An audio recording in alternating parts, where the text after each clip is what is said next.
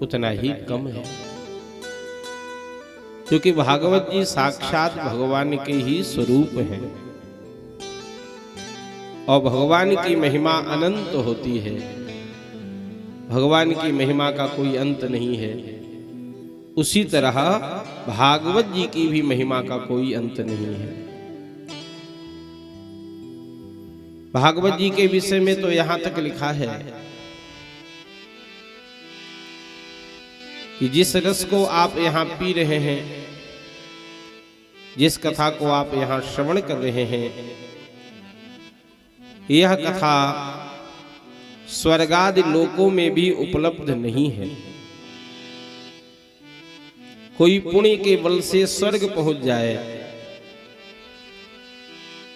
स्वर्गीय सुख प्राप्त कर सकता है, लेकिन श्रीमद् भागवत वहां भी नहीं मिलेंगे। कोई तप करके ब्रह्मलोक पहुंच जाए, ब्रह्मलोक जन्य सुख प्राप्त कर सकता है, लेकिन श्रीमद् भागवत वहां भी नहीं है। कोई उपासना करके कैलाश पहुंच जाए, भगवान सदाशिव का साक्षात्कार हो जाएगा,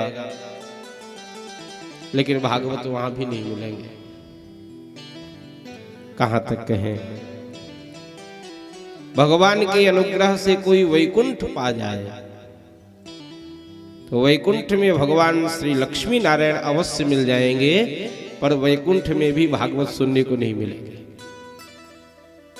भागवत तो आपको यहां ही सुनने को मिलेगी, केवल पृथ्वी में, और पृथ्वी में भी भारतवर्ष में। और देशों में कथा सुलभ नहीं है जितना भारतवर्ष में सुलभ है। और देशों में तो लोग लालायित रहते हैं, वक्ता मिल जाए तो सुन लें, और भारतवर्ष के वक्ता लालायित रहते हैं कि श्रोता मिल जाए तो सुना दें। उल्टा है ना, जो वस्तु सुलभ हो जाती है उसका आदर कम हो जाता है। जो गंगा जी के किनारे बस जाते हैं वो गंगा जी की महिमा को कम समझते हैं, और जो गंगा के दूर रहते हैं उनको गंगा जी की महिमा बहुत समझ में आती है। क्योंकि भारतवर्ष में कथा सुलभ है, इसलिए हमको सहज लग रही है, सामान्य लग रही है। जबकि भगवान वेद व्यास कह रहे हैं, स्वर्गे सत्ये च कैलासे वैकुंठे नास्तियं रसः अतः पिबन्तु सद्भाग्या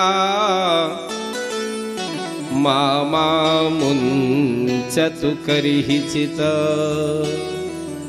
अरे भाग्यशालियों, इसे त्यागो मत। अन्य लोकों में ये कथा नहीं मिलेगी, ये केवल भारतवर्ष में ही मिलेगी।